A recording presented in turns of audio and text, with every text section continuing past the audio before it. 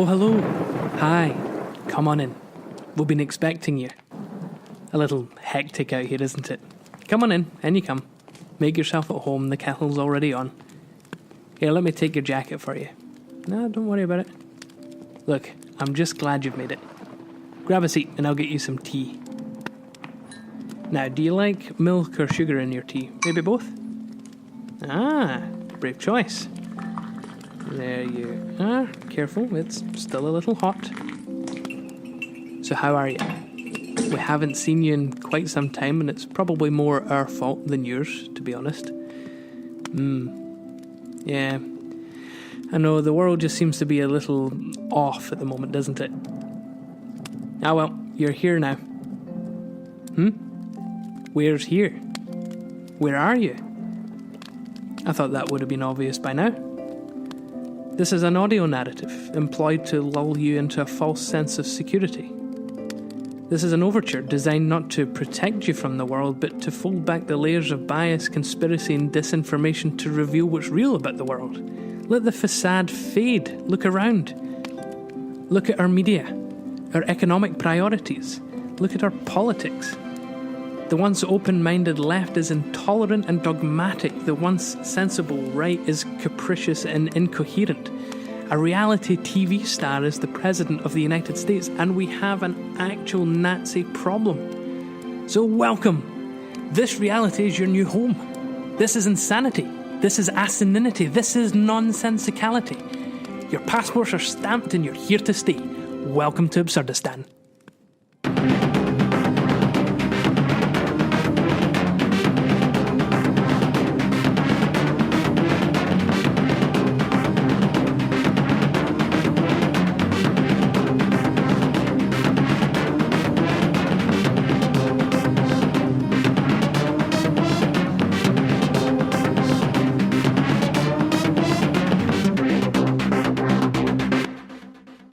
Hello, Absurdistanis, and welcome to the first episode of Absurdistan, the transatlantic political podcast where the absurd is the new normal. My name is John, and I'm joined by Adam. Today, we look at Trump's nominee for Secretary of State, Mike Pompeo, Wednesday's announcement of a snap election in Turkey, and we also have a brief report on the federal solution to the Catalan Crisis. We begin today in Turkey, where President Recep Tayyip Erdogan has announced a snap election. Hi, John. You'll know, and we've had this conversation in the past, that one of my main concerns is the rise of authoritarianism in Europe. Now, this has happened in a couple countries, or at least the evolution seems to be happening in a couple countries, specifically in Poland and Hungary. Although in Hungary you could perhaps colour it more as democratic illiberalism, but that's just getting pedantic. Just across the European Union border from Bulgaria is Turkey, where a year ago, in fact almost exactly to the day, on April 16th, 2017, Turks voted in a constitutional referendum that changed their, well, really the whole institution of the state. Do you remember this happening, John? I think we had a fairly long discussion on it. I do. If I remember right, it centralized power to the presidency. Before, there was more of a strong parliament with a prime minister and more of a ceremonial position being the presidency.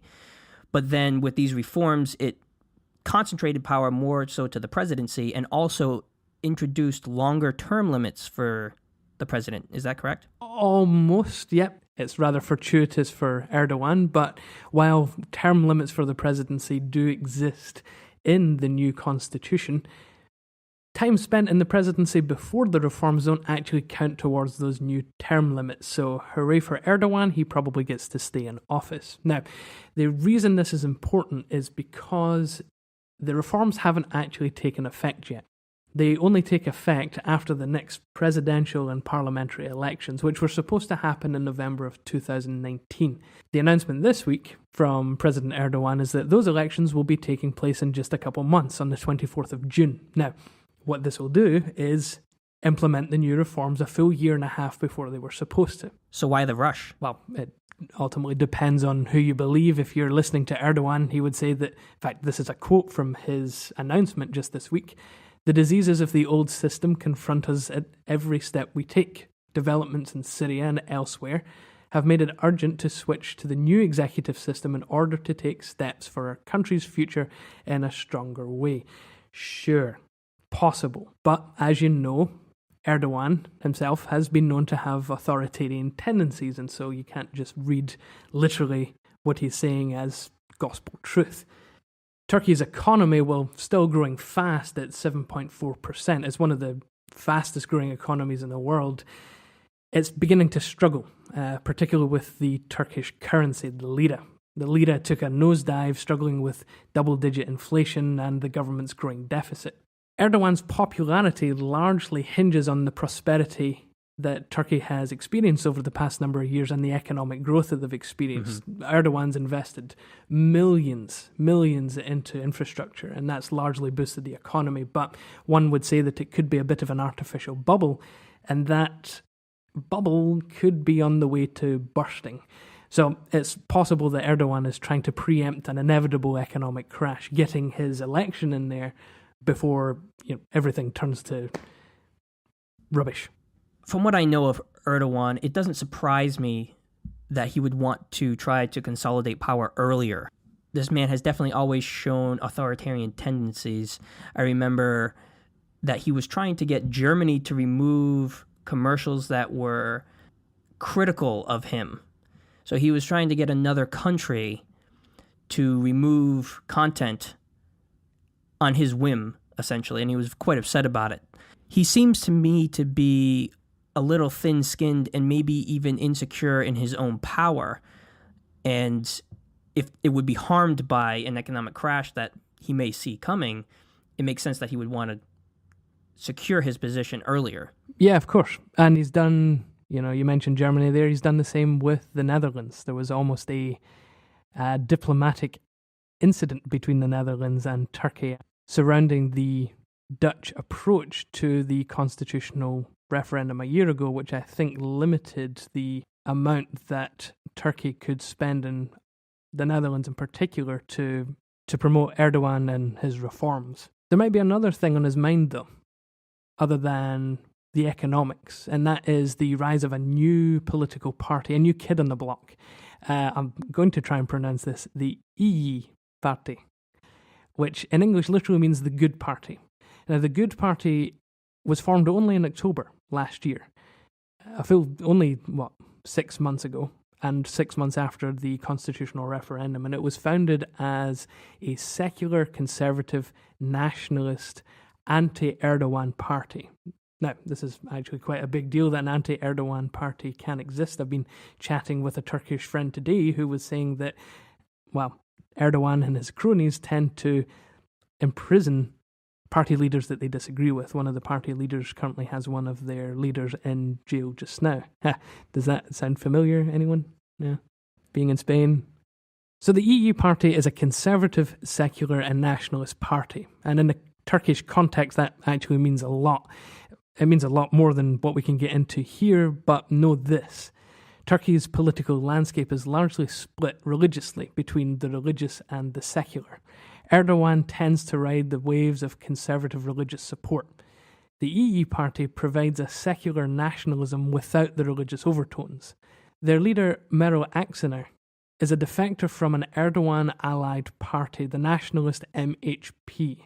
After they supported Erdogan's constitutional reform, she decided to leave the party and form her own party. The EU party platform is a rollback of the constitutional reforms, and they would rather focus on judicial reforms and specifically reforming the laws that govern political parties, something that Erdogan has used to his advantage to keep himself and his ruling party in power. So she plans to run against Erdogan on the presidential ballot. Now, I tried to get an understanding of how Turkish elections work. So it's not simply that Erdogan uses a monopoly on media. If you're in Turkey, the media that you're going to see is going to be dominated by Erdogan. Additionally, he also uses techniques that actually manipulate the vote itself. He cuts electricity. There are charges that he's beaten people, that he allows people to use fake ballot papers. And so because of all these things, the competition can never be fair, can never be equal. Again, I think that's probably because he's insecure in his own power. If you have to resort to tactics like that to win an election, that's usually a sign that you're authoritarian. I would guess, though, that the EU party would be rather successful in Turkey, because from what I understand, since the reforms of Ataturk, Turkey has actually valued secularism. Well, right, so when you say conservatism in Turkey, you could mean two things. Do you mean political conservatism or religious conservatism? Because to be politically conservative in Turkey actually means to return to secularism, something that Erdogan has been moving away from. So the original Turkish state, as founded by Ataturk, was supposed to be this secular state. But, time has proven differently, and whether Erdogan himself is actually a committed religious subscriber, I'm not too sure, but he's certainly ridden the wave of support from people who do subscribe to religious conservatism. Do you think it would be fair to say then that the EE party's appeal to the people would be their appeal to the founding values, you could say, of Turkey itself? Yeah, definitely. But I think it'll just depend on the priorities and values that the people have. If, like any fundamentalist religious person, whether it's Muslim, Christian, or otherwise, you'll place your religion before the state and you'll push your state towards that religious fundamental ideology. And so if you're, say, on the left, for instance, in Turkey, the EE party isn't who you're going to be voting for. You can't back them because they're a right-wing nationalist party as well. There's a lot of different cross-sections at play in Turkish politics at the moment. Not only a balance between authoritarianism and democracy, or secularism and religious, but you still have your left and right economic stuff as well. What will likely happen in the upcoming elections is that the EE party will be pulling votes away from the ruling AKP party, and that their leader, Meral Akşener, will pull away votes from Erdogan. Of course, we already know that Erdogan has a monopoly on the media and has other abilities, let's say, to change outcomes of the election. We'll have to see what happens in June. So there are two main things I'd say before finishing this out. One, there is another aspect of Erdogan's ingeniousness, let's say, in moving the election up as early as he has, because the EU party was only founded in October. It's possible that they might not actually be allowed to run candidates in the June election. Smart move. Get rid of your opposition by excluding them altogether. And second, the Turkish election will take place under a state of emergency. Now, this is the same state of emergency that was put in place in July 16 after the coup, the military coup that tried to usurp Erdogan's power. That initial state of emergency was only supposed to last 3 months, but it's just been extended again for the 7th time by the Turkish parliament. So, the state of emergency gives the Turkish government wide-ranging powers to just change stuff on a whim because, quote-unquote, national security. And so Erdogan will be able to kind of play about as he sees fit to manipulate the election. So we'll have to see what happens, and we'll have to wait till June to see what happens ultimately. But it's an interesting story. It really is. I think we'll probably end up doing an election special when that comes around. Yeah, titled How Erdogan Became President. Like we essentially know the outcome. Like, it's very, very highly likely that Erdogan will be elected again. Now, obviously, the cynical part of me puts air quotes around elected, but the most likely opposition will come from this new EE party, if they are actually allowed to run on the ballot. We'll see. Maybe we'll have a situation like we did in the UK, where Theresa May tried to consolidate power by calling a snap election, and it blew up in her face. That is possible. It is possible, and I've read this in a couple places, that some analysts think that because Erdogan has pulled the election so blatantly forward for such specific reasons that they'll end up punishing him at the ballot box. So, but again, that takes people to actually go out the house, go to the ballot box and place ballots into a box and have it counted. Like, there are so many different steps that could be interfered with. So that's probably enough from Europe just now. Why don't we head over to the United States? John, what do you have for us this week?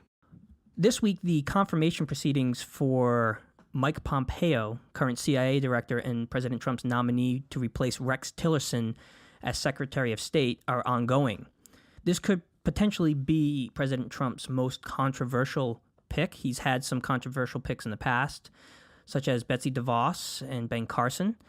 But you haven't really seen this level of public opposition coming from not only Democrats, but also some within the Republican Party as well, most notably Rand Paul.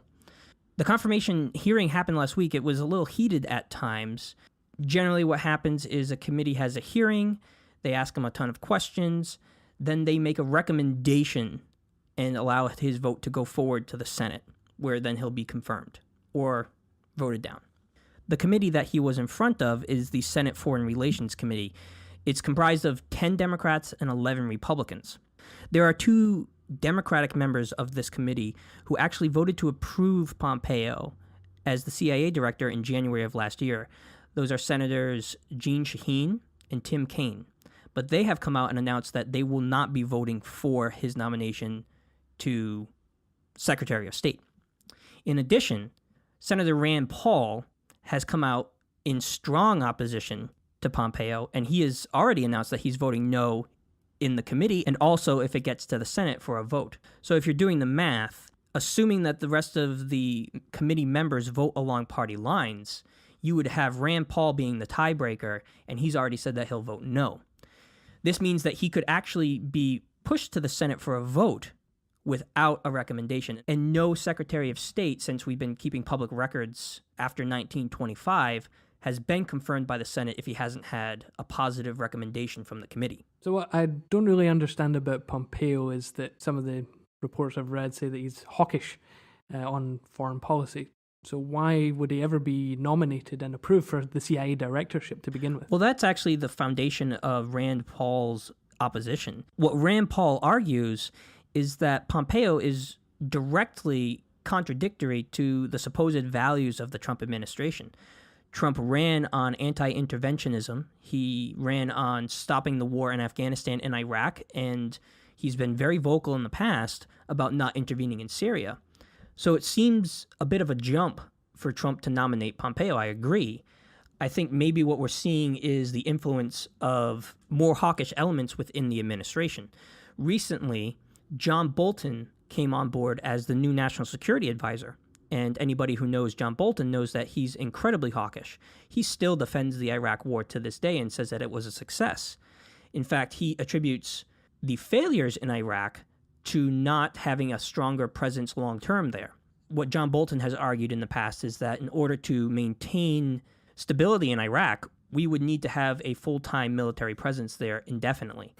Now, Pompeo was nominated by Trump prior to John Bolton joining the administration. But both those events seem to indicate that there are elements within the administration pushing Trump towards more interventionist and hawkish policies. We've seen that even in the last 2 weeks, Trump bombed Syria again, something that he said that he really wouldn't do, something that he criticized Obama for. So there's an inconsistent message coming out of the White House when it comes to foreign policy. What bothers me a little bit about this appointment as well, if that's true, is that the Secretary of State is supposed to be your head diplomat. And if you've got a hawkish person as your head diplomat, diplomacy is supposed to be this thing where countries can get together to discuss and avoid things like war. Right. But instead you've got a war hawk in office. It doesn't necessarily point to... In fact, I can see the likes of Rand Paul withholding his approval for this. That makes sense. Absolutely. Rand Paul's always been anti-interventionist. Him and his father have always been libertarians, and they've always taken a strong stance against interventionist wars. They were against the preemptive actions in Iraq and Afghanistan. They're against escalation with North Korea, and they're against any involvement in Syria and Iran. So it makes sense for Rand Paul to come out in opposition here. He's not acting against his principles. This is actually something I probably expected from Rand Paul. I respect Rand Paul a lot, actually, as a member of the Senate, though I don't always agree with him. He always votes with his principles. He does not compromise, which is not necessarily something that we've come to expect from members of Congress. Regardless of whether or not Pompeo matches the message that's been coming out of the White House regarding anti-interventionist policies, there's been a huge push from the White House to get him confirmed lately. President Trump revealed on Twitter that Pompeo had already met in secret with North Korean dictator Kim Jong-un, which is, as far as I know, unprecedented. A nominee for Secretary of State had a one-on-one meeting with another world leader. According to Pompeo, that meeting went well. He said that it established a good line of communication between him and Kim Jong-un.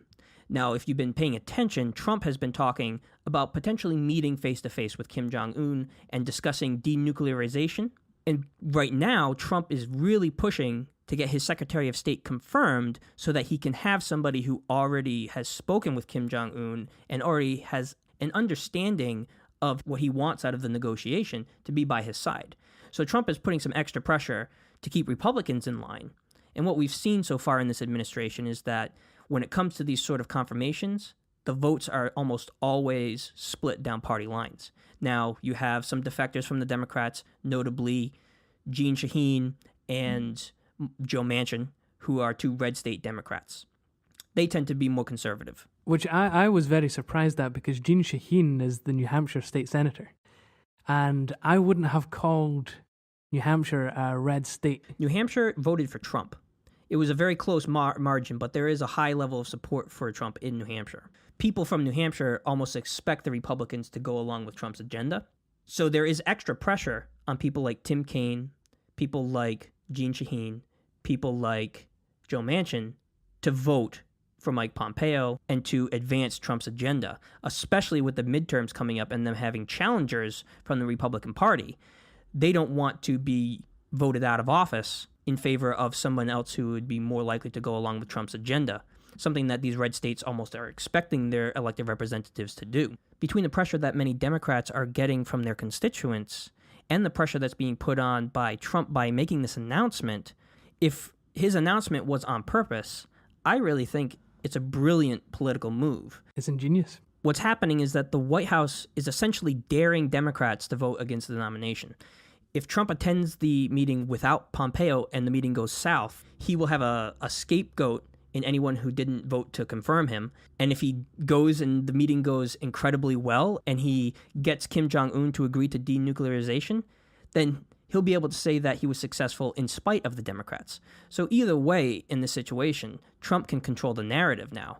Remember, I think it was a year ago when it was when Trump was inaugurated. I think I mentioned to you that Trump would be the president that would bring peace to North Korea. No, I do remember you saying that, and I was skeptical at the time. I'm still skeptical just because of Mike Pompeo's hawkish tendencies. I think it's naive to think that somebody like Kim Jong-un is going to voluntarily denuclearize. I don't think that's going to happen. And if that's the standard for the talks that are had, I don't think that they're going to be successful.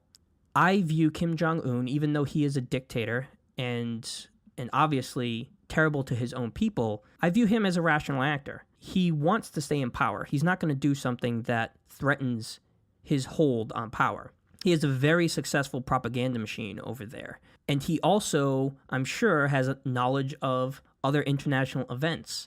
Remember back in 2003, Muammar Gaddafi gave up his nuclear program voluntarily.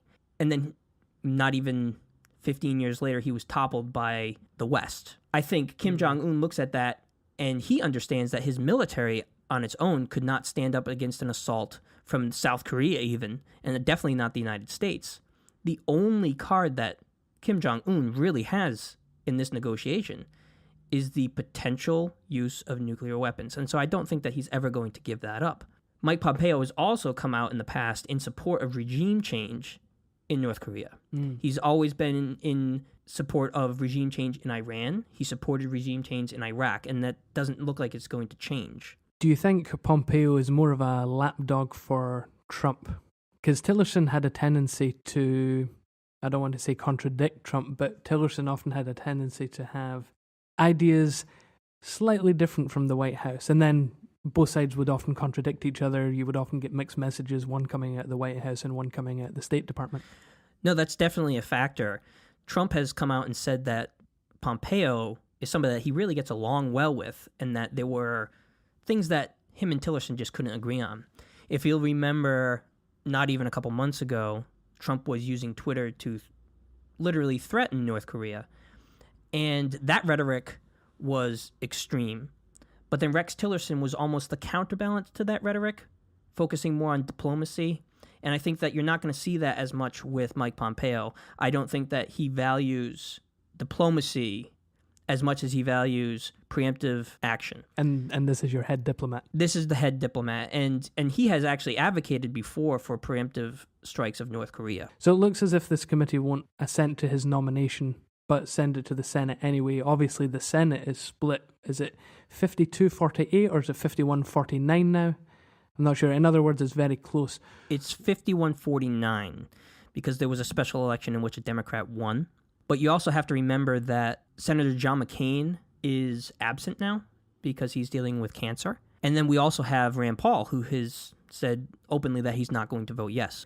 Not many senators have come out and revealed exactly how they would vote. We've seen in the past, even for very controversial nominees like Betsy DeVos, for instance, where it was very much split along party lines. And that's really what I'm expecting this time. You've seen such a split that many of these have had to been broken by Mike Pence as the tiebreaker. The only Republican that I know of that is switching sides is Rand Paul. They may try to flip a Democrat, to be honest. They might try to flip a red state Democrat who leans more conservatively like Joe Manchin. If Joe Manchin does flip his vote, you would have 50 votes for the lone Democrat and 49 Republicans. Then you'd have 49 votes against, where you have 48 Democrats and Rand Paul from the Republican Party. So in either case, it's going to be an incredibly close vote. Are there any likelihoods that any of the retiring senators, Jeff Flake, for instance, might cast a dissenting vote? There is a possibility. I haven't seen anything that Jeff Flake has said about this, but he has come out in opposition to the Trump White House before, and he might do it just as a statement. I haven't seen anything where he's revealed what his vote's going to be. So either way, it's going to be very, very close. Do we know when the vote in the Senate will take place, if it were to take place? Well, Senator Bob Corker has come out and said that he'd like to force a vote as early as next week. So we could see that happen fairly quickly. We'll keep you updated on that. I did want to discuss one other thing with this, though. Although the political machinations that are going on behind the scenes here in his nomination process are very interesting, his nomination could have profound effects on foreign policy. Obviously, we've already mentioned that he tends to be hawkish. So we could see an increased presence in the Middle East, in Syria, for instance. We could see stronger action on Iran. He has always not supported the Iran nuclear deal. During his confirmation, he wouldn't commit to whether or not he would recertify the deal as Secretary of State. Even though he was asked multiple times, he wouldn't settle on an answer.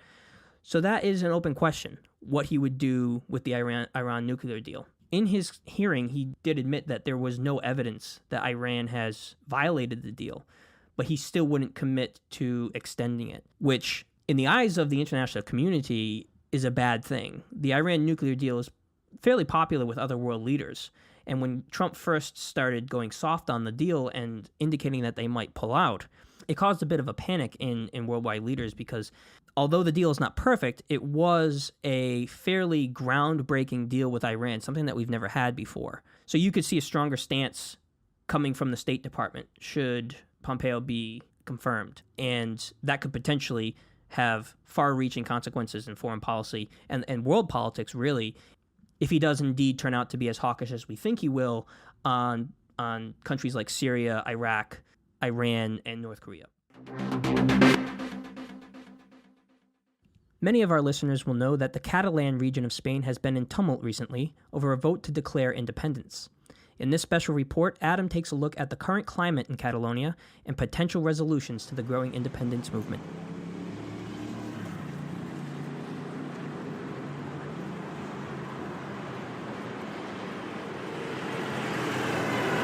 This is Parallel, one of the main arterial roads in Barcelona's city centre, and for the past 7 months, it's been my home. It's a busy road, lots of traffic, vehicular and otherwise, lots of bustle, skateboarders, tourists, kids playing. This is Parallel on your average sunny weekday afternoon. This, however, was Parallel on Sunday.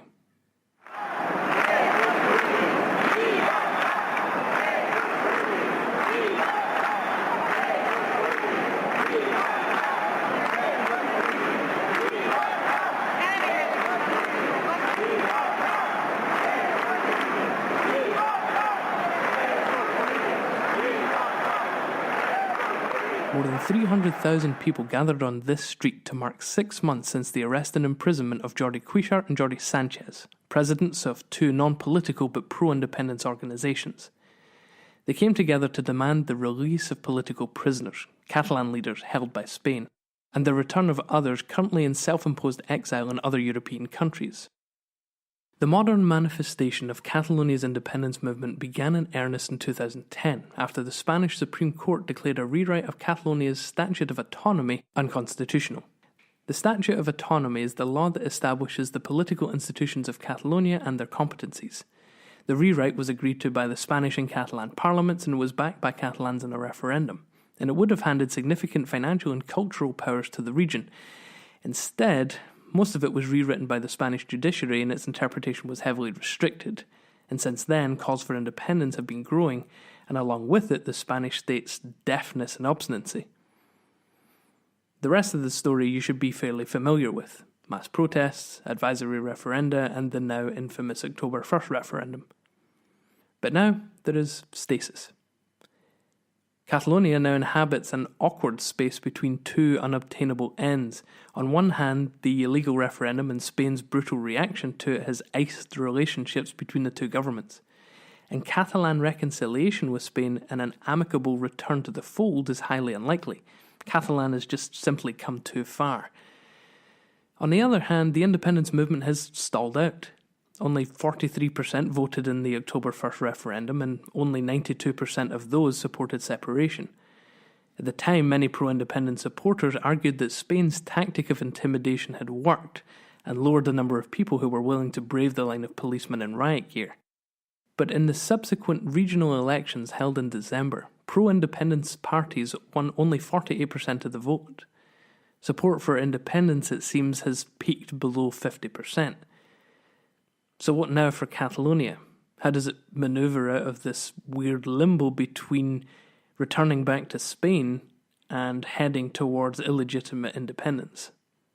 Some still look to the European Union as the saving grace, but the EU will always prioritise the interest of its members.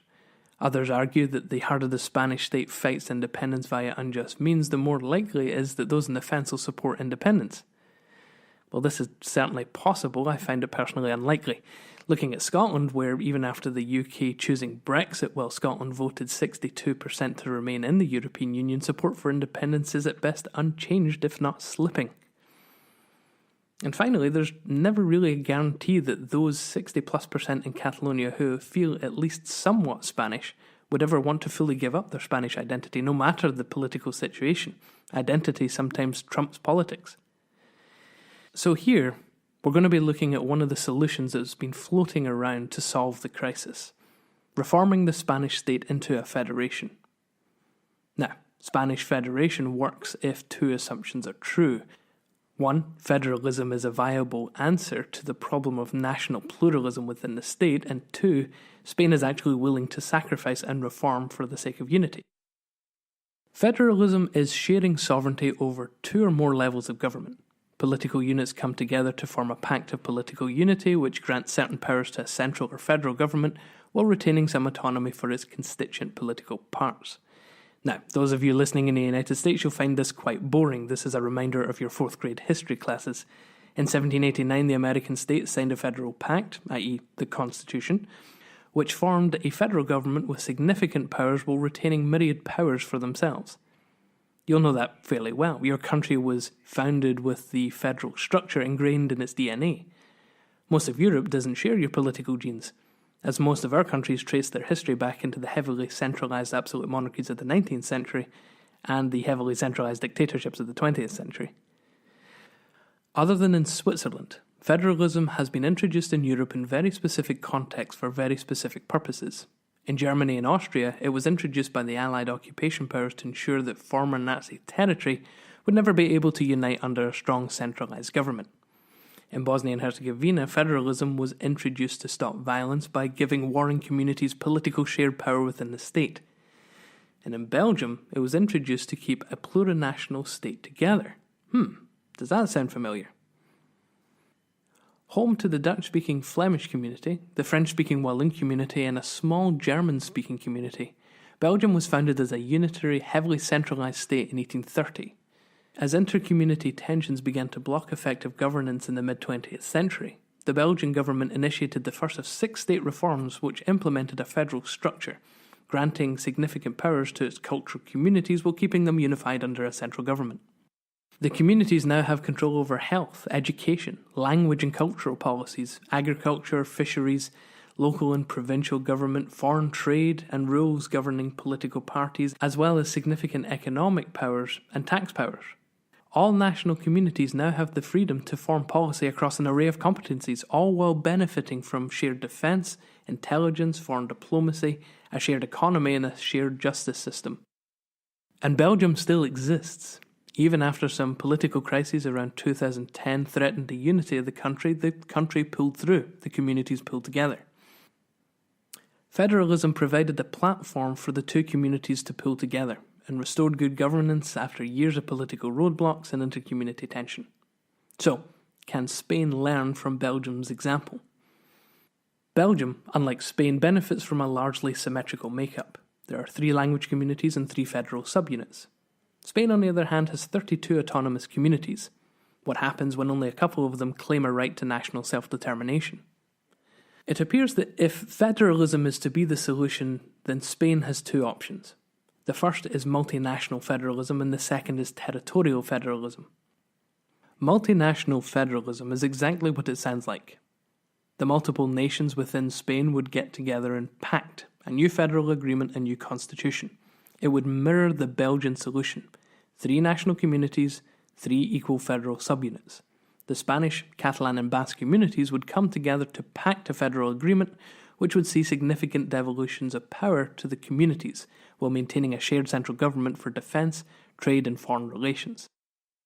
But this would require total constitutional reform, which under the current constitution, in Article 168, requires 2/3 majorities in both houses of the Spanish parliament, the Cortes.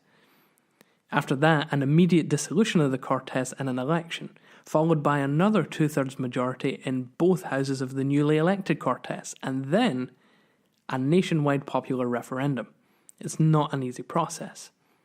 Territorial federalism would be easier, as all that would be required is a change in the powers exercised by the current autonomous communities. Territorial federalism would mirror Canada's answer to the Quebec crisis. In order to assuage otherwise pro-independence Quebecois, Canada introduced wholesale devolution of power from the central government to all the provinces, not just Quebec. Quebec received new powers that it had been seeking for a while all the other provinces were handed new powers that they didn't ask for and in some cases didn't want. Accomplishing this in Spain requires only constitutional amendment, not constitutional reform, and so that falls under Article 167, which requires the relatively easy 3/5 majority in both houses of the Cortes. So the legal ability to change the Spanish constitution and its political makeup is there. All that's required is the will of the Spanish people. But, as in other parts of Europe, Spain is experiencing an upsurge in Spanish nationalism. Though, unlike in other parts of Europe, it isn't expressing itself in a far-right neo-fascist party. Instead, Spanish nationalism is one of the core principles of 2 of the most popular parties in Spain, the Partido Popular, which is the People's Party in English, and Ciudadanos, citizens. And combined, currently, both of them are polling around 50%. Between the 2 of them, they would easily sweep up the majority of seats in the Cortes.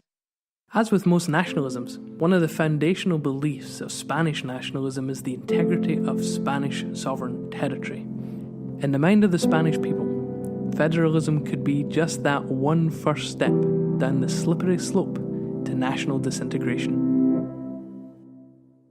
Finally, today we take a look at some developing stories that you should pay attention to this week.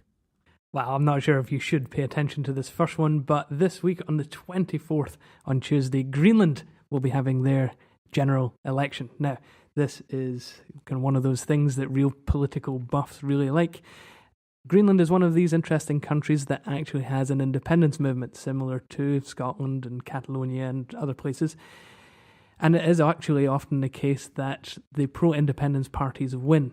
Now, the long-term outlook for Greenland is independence in 50 years, but it's really interesting to see the development of the argument as they go along. This time round, there's a new party, the Cooperation Party, which advocates closer cooperation with Denmark. Now, there are other unionist parties, but this one specifically argues for increased immigration and assimilation of migrants into Greenlandic culture. Now, Greenlanders are Inuit, essentially. They are Eskimos. It's a Native American culture. And so for foreigners to assimilate into it, especially given the population is only about 50,000, can be rather controversial. It's just an interesting look at another culture that's completely different from our own. It's worth a look. Also worth paying attention to this week in the United States, you may have noticed that several teachers' unions in many different states have been on strike recently, most notably Oklahoma, where they were very successful. They had a 9-day walkout, which resulted in the government giving $479 million to up teachers' pay by an average of $6,100. This is the largest pay raise in state history. They also were able to get pay raises for supporting staff like bus drivers and cafeteria workers, and they got $70 million in recurring revenue for classroom supplies, which is a big deal.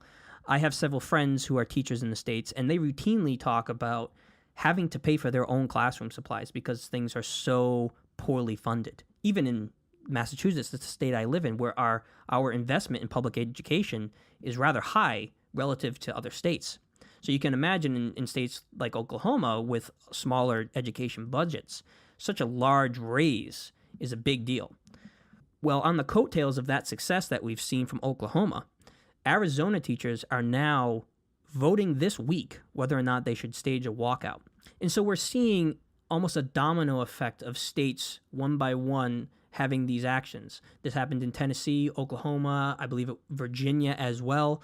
Now, if Arizona does, we might see many more of these walkouts in the future that, in my opinion, are good for our teachers' unions and good for our public education in the States. Jumping back to Europe, don't forget to check out the upcoming Irish referendum on abortion. Now, this is actually 5 weeks away, but the campaigning for the referendum itself is already up and running. The 8th Amendment to the Irish Constitution, that's right, it was a constitutional amendment, forbid abortion. And so there are two campaigns, Save the 8th and Repeal the 8th. Now, like I said, it's 5 weeks away, but it's a divisive issue in Ireland. Irish society as a whole is probably best described by waning social conservatism. Ireland did vote to legalise gay marriage not too long ago, and that was by referendum. It was the first in the world to do so. For this abortion debate, it's another social issue that's going to public referendum. So whether you're on the pro-life side of the debate or the pro-choice side of the debate, this is worth a look in. This is cultural change happening democratically and on the ground. Sticking with Europe, well, kind of, we have the potential for a trade dispute between the EU and the United States. Listeners probably know about the tariff escalations that are currently going on between China and the United States. But there's a flashpoint coming on May 1st between the EU and the United States when it comes to trade. There is a reprieve from steel and aluminum tariffs that the EU currently enjoys, and that expires on May 1st. The EU wants the exemption to be permanent, but the United States wants concessions when it comes to this. The EU Trade Commissioner Cecilia Malmström and the U.S. Commerce Secretary Wilbur Ross have met 3 times already via teleconference, but no headway has been made on this issue. The Trump administration has always been strongly against trade deficits, which we currently operate at with the EU. And so you can expect a hard line from the United States, who definitely is in a better position than the EU when it comes to this. I think the EU probably needs the United States more than the United States needs the EU in this sense. So you could potentially get another trade dispute, this time across the Atlantic Ocean. Yay! To stay within the European Union, and actually specifically the Eurozone, Emmanuel Macron, the shining star of France, is visiting his counterpart Angela Merkel in Germany this week. One of Emmanuel Macron's proposed changes to the European Union while he was campaigning for the presidency was to bring in a Eurozone finance minister. Now, this has essentially gone by the wayside because Angela Merkel is the leader of the Conservative Party in Germany, and her backbenchers have a tendency to be rather conservative financially. They have a tendency essentially not to want to see German money heading towards the rather economically lackluster southern European countries. They would prefer that German money stays in Germany. To add to that, Angela Merkel, particularly the conservative wing of her party, are also being squeezed out by the AfD, the Alternative for Deutschland party. Now, this is a right-wing party that tends to be a little bit more Eurosceptic and tends to be more pro-German. So, Emmanuel Macron is heading into quite a difficult meeting in which a lot of his campaign promises, particularly regarding the Eurozone, which I think now include a reform of banking laws and beefing up bankruptcy relief for European countries, all of these things are going to go by the wayside. Well, maybe. You'll need to check it out because we don't know the answer. You will. That's worth checking out. And finally today, if you're interested at all in the ongoing Russia investigation being conducted by Robert Mueller, you want to know that the Senate might be voting on legislation to protect Mueller from being fired by President Trump. There have been rumblings that President Trump has wanted to fire Mueller for a while, and it's not unprecedented considering he did fire James Comey last year. Up until now, Senate Majority Leader Mitch McConnell has refused to allow this to go to a vote because he doesn't really find any evidence that Mueller is in any danger of being fired. However, Senator Tom Tillis is currently writing legislation to protect Mueller, and he has announced that him and some other Republicans may go forward with pushing through this bill for a vote, even if McConnell does not support it. The argument being one of principle, where although they do support the president, they also support the democratic rule of law and the institution of due process through the court system. So that's something to keep an eye on, whichever side you fall on the Russia investigation. That could be coming as early as this week. And that's all for this episode. Thank you for listening. Don't forget to follow us on Twitter at Absurdistanis. We're also on YouTube as Absurdistan with an exclamation point. Be sure to check out our website, absurdistanis.com. That's absurdistanis.com. We post all episodes to this website and also host forums for discussion so that you as the audience can engage with our content. Thanks for listening, and as always, stay weird.